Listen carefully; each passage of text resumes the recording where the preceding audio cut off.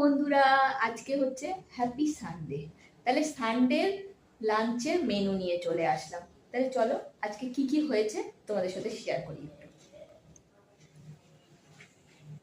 এই দেখো, ধনেপাতা বাটা, লাল শাক, আর এটা হচ্ছে আমি একটু খাবো অনিয়ন স্যালাড, আর এটা ডিম কষা। এইখানে রয়েছে ভোলা মাছ, আর হচ্ছে কাতলা মাছ দিয়ে সর্ষে বাটা করেছি। আর এটা হচ্ছে বাঁধাকপি, এটা হচ্ছে পেঁয়াজ কলি আর আলু দিয়ে ভাজা ভাজা, আর এটা হচ্ছে আলুর দম, আর এটা হচ্ছে ওই আগের দিনের একটু কালকের একটু পনি ছিল সেটা পনি, আর এটা হচ্ছে শেষ পাতে পায়েস।